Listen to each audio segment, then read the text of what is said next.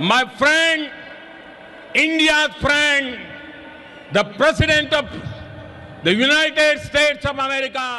বিশ্ব রাজনীতির বড় বড় মঞ্চে মাঝে মাঝে এমন কিছু কাণ্ড ঘটে যা প্রথাগত নিয়মকানুনকে এক ঝটকায় ভেঙে দেয়। দুই দেশের শীর্ষ নেতার বৈঠক মানেই সাধারণত গম্ভীর আলোচনা আর চেনা কিছু কূটনৈতিক কথাবার্তায় ধরা যায়, কিন্তু সম্প্রতি বিশ্ব নেতাদের এক বড় সম্মেলনের আড়ালে এমন এক আড্ডা জমে উঠেছিল যেখানে এক নেতা অন্য নেতার ভেতরের একদম অন্যরকম এক রূপ সবার সামনে নিয়ে এসেছেন। বাইরের শান্ত চেহারার আড়ালে যে কতটা শক্ত এক ব্যক্তিত্ব লুকিয়ে থাকতে পারে, দুই নেতার সেই রসায়নই এখন আন্তর্জাতিক অঙ্গনে আলোচনার মূল কেন্দ্রবিন্দু। ফ্রান্সের এভিয়ানে G7 সম্মেলনের পার্শ্ব বৈঠকে মুখোমুখি হয়েছিলেন মার্কিন প্রেসিডেন্ট ডোনাল্ড ট্রাম্প ও ভারতের প্রধানমন্ত্রী নরেন্দ্র মোদি।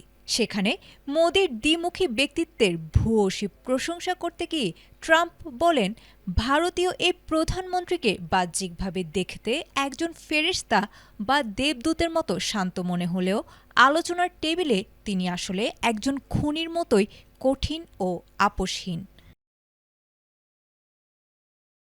ব্যক্তিগত সম্পর্কের উষ্ণতা ঢেলে মার্কিন প্রেসিডেন্ট স্পষ্ট করেন, হোয়াইট হাউসে তার উপস্থিতকালীন ভারত সবসময় এক নির্ভরযোগ্য বন্ধুকে পাশে পাবে। Optical brightener photo catalyst active granule সমৃদ্ধ বসুন্ধরা পাওয়ার ওয়াশ, ঝলমলে কাপড়ে ফুরফুরে মন। এমনকি ভারত কোনো সংকটে কিংবা আক্রমণের শিকার হলে যুক্তরাষ্ট্র সরাসরি পাশে দাঁড়াবে। তবে ট্রাম্প তার স্বভাবসুলভ ভঙ্গিতে সেখানেও জুড়ে দিয়েছেন একটি শর্ত, আর তা হল ভারতের নেতৃত্বে থাকতে হবে মোদিকেই। নিরাপত্তা ও বাণিজ্যের পাশাপাশি বৈঠকে গুরুত্ব পায় ভূরাজনীতিও। পশ্চিম এশিয়ায় শান্তি ও স্থিতিশীলতা ফিরিয়ে আনতে ট্রাম্পের কূটনৈতিক উদ্যোগের প্রশংসাও করেন নরেন্দ্র মোদি।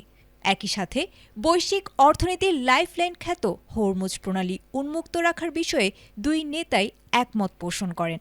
আমেরিকার বাজারে ভারতের বিপুল বিনিয়োগের প্রশংসা করে ট্রাম্প ভবিষ্যতেও ভারতে আসার গভীর আগ্রহ প্রকাশ করেছেন। সব মিলিয়ে এভিয়ানের এই দ্বিপাক্ষিক বৈঠক কেবল দুই দেশের কৌশলগত অংশীদারিত্বকেই মজবুত করেনি, বরং ট্রাম্পের সেই নম্র কিন্তু কঠিন তকমা বিশ্ব রাজনীতিতে মোদির অবস্থানকে যেন আরও রহস্যময় ও শক্তিশালী করে তুলল। আয়েশা আক্তার, এটিএন বাংলা।